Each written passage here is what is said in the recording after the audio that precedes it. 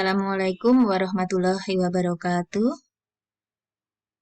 Langsung saja anak-anak akan Ibu bahas untuk soal PPASPD Provinsi DIY kemarin yang PP yang terakhir itu, karena soal-soal itulah yang sudah sangat mendekati dengan soal ASPD tanggal 5 besok pagi. Nah, langsung saja di nomor 1. Di sini pasti nanti kisi-kisinya sama, yaitu menentukan makna kata dari sebuah teks. Ya.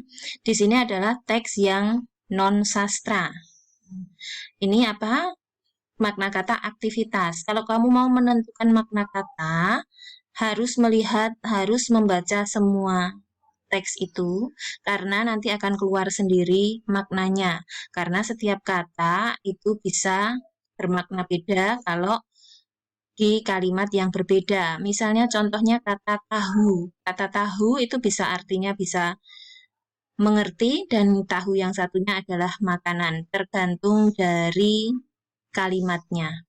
Kalau yang di sini maknanya apa aktivitas itu? Nih, dengan menaati imbauan dan meminimalkan aktivitas di luar rumah. Artinya adalah kegiatan. Nah, kegiatan di luar rumah, aktivitas itu. Kemudian nomor 2, tujuan penulisan teks. Ya, tujuan penulisan teks ini apa? Tuh, ini kan masker. Nah, maskerku melindungiku dan dirimu. Jadi, kelihatan sekali kalau teks ini adalah mengajak orang untuk menggunakan masker. Seperti ini, kalian harus melihat kalimat-kalimat yang lain itu apakah logis atau tidak. Maksudnya logis itu bisa diterima akal. Ya, tidak nyeleneh, tidak aneh-aneh, apalagi menyimpang dari teks, jangan dipilih. Jadi nomor 2, D jawabannya. Ini juga pasti keluar besok dengan kisi-kisi yang berbunyi tujuan penulisan sebuah teks. Kemudian nomor 3, ide pokok paragraf tersebut. Ide pokok pasti hanya ada satu paragraf begini. Nanti kalau nggak satu paragraf ya 2 paragraf, nanti pasti ditanyakan ide pokok paragraf berapa.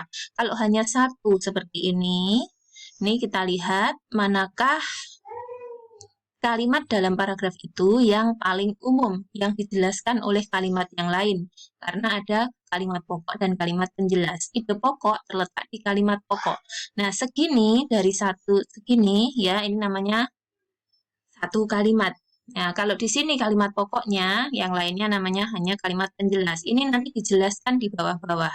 Nah, kalau di terakhir itu yang dijelaskan, yang atas-atasnya hanya menjelaskan yang paling bawah. Sehingga kalau di terakhir itu biasanya berupa simpulan. Nah, ini ada di paling depan. 70% bacaan biasanya ide pokoknya atau kalimat pokoknya ada di paling depan. Nah, ini ada di sini. Ada beberapa kelompok yang diprioritaskan mendapat vaksin. Nah, ini disingkat ya, diringkas akan menjadi prioritas pemberian vaksin coronavirus. Jadi, nomor 3 jawabannya B. Nomor 4, pernyataan yang sesuai dengan teks. Ini maksudnya COVID menyerang siapa saja, baik presiden maupun orang biasa. Gitu ya. Yang bawah-bawah membicarakan tentang ada juga orang itu yang tidak menunjukkan gejala. Kalau kena COVID ada yang reaksinya parah, ada yang sedang, ada yang malah bahkan tidak menunjukkan gejala. Nah, yang orang yang tidak menunjukkan gejala tadi namanya OTG. Ya, OTG itu beruntung kena tapi tidak menunjukkan gejala, tetapi dia kalau kemana-mana bisa membahayakan orang di sekitarnya. Ini yang paling bahaya. Yang sesuai tentu ini ya, D ya, orang tanpa gejala membahayakan orang di sekitarnya. Yang lain itu tidak bisa diterima akal. Misalnya yang A, menyerang seseorang yang mengabaikan protokol kesehatan. Ya, bisa jadi yang selalu menerapkan protokol juga kena, karena dilalah ya, apes ya. Ini tidak sesuai dengan bacaan. Nomor 4 itu D. Nomor 5, kalimat yang menyatakan hubungan sebab akibat. Nah, sebab akibat silahkan dicatat ya, kalau nggak mau membuka lagi penjelasan Ibu ini, silahkan dicatat. Nah, hubungan dalam kalimat dalam sebuah paragraf begini, ini bisa jadi sebab akibat. Kalau di dalam kalimat itu ada kata sebab, ada kata akibatnya, karena, oleh karena, sehingga, maka. Nah, itu pasti hubungannya namanya nanti sebab akibat. Ada juga hubungan pertentangan. Ya, pertentangan. Kalau di dalamnya ada kata namun, tetapi, melainkan, sedangkan, walaupun, meskipun, itu nanti hubungannya hubungan pertentangan. Ya, ini sebab akibat itu ada di nomor 1 dan 4 karena ada kata sehingga, di sini juga ada kata sehingga. Itu sebab akibat. Jadi nomor 5 B. 6. Kalimat yang mewakili isi poster. Posternya berbunyi terpenjara di rumah lebih baik daripada di ruang isolasi. Ya, jadi ini poster ini adalah mengajak kita agar di rumah saja, tidak usah pergi-pergi daripada kamu akhirnya hanya akan di ruang isolasi. Nah, ini berarti ini ya, mengajak tinggal di rumah saja. Nomor 7, situasi yang mungkin muncul. Ini juga pasti keluar kisi-kisinya situasi yang muncul berdasarkan masalah dalam teks. Nah, ini harus membaca teksnya dulu. Nah, teksnya, kalau kamu sudah membaca, ini teksnya tentang ini ya, besok tilang itu tidak akan dilakukan oleh polisi, tetapi akan dilakukan oleh CCTV.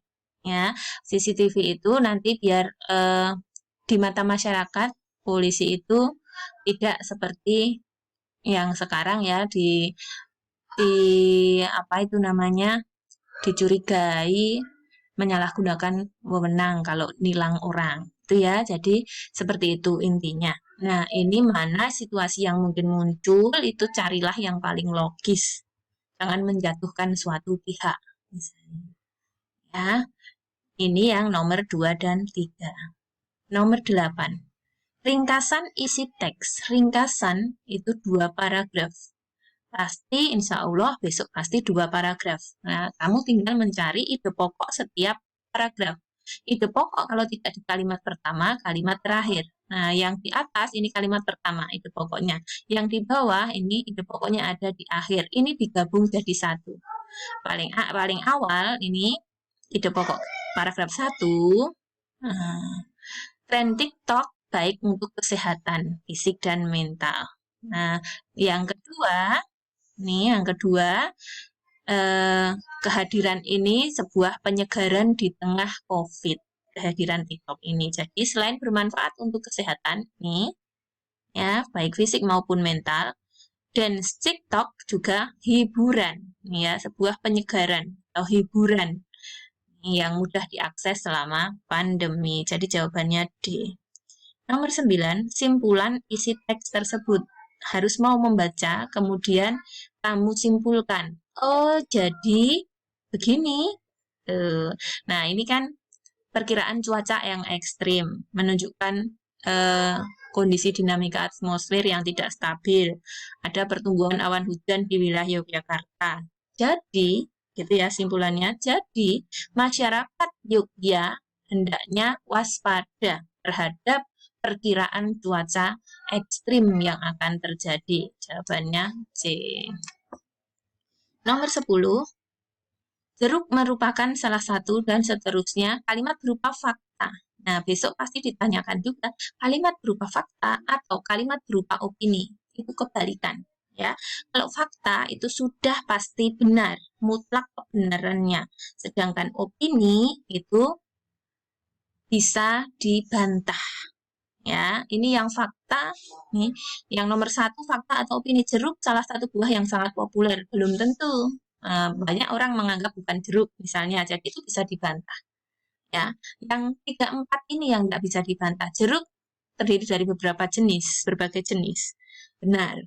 Jeruk memiliki lebih dari 170 fitokimia. Itu juga benar, tidak bisa dibantah. Jadi faktanya 3 dan 4. Sangat mudah, jangan sampai salah yang soal nomor 10, seperti nomor 10 ini. Nomor 11. Perbedaan bahasa kedua teks laporan. Nah, ini langsung kelihatan di teks 2. Kalau kamu baca ya, tetap harus mau membaca. Tidak lengkap kayaknya. Kata kayaknya itu ragam non-formal, tidak resmi. Benar, berarti yang sini ada enggak yang enggak resmi? Oh, resmi semua. Jadi ketemu langsung B jawabannya nomor 11. Nomor 12, perbedaan pola penyajian. Pola penyajian teks. Langsung kelihatan di sini ada kata menyebabkan, ada kata karena. Berarti itu adalah pola penyajiannya dengan sebab akibat. Di sini ada kelihatan waktu-waktunya berarti dengan waktu. Kalau dengan ruang, misalnya ruang itu nanti ada tempat-tempatnya yang berpindah-pindah.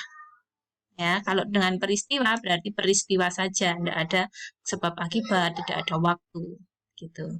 Nomor 13, bukti bahwa Suli tepat waktu. Nah, jelas-jelas kamu harus mau membaca. Dilihat, ini kurang 2 menit, tugas sudah terkirim berarti tepat waktu. Namun, bukan kebiasaan Suli menunda pekerjaan, itu juga tepat waktu. Jadi, 2 dan 4, sangat mudah.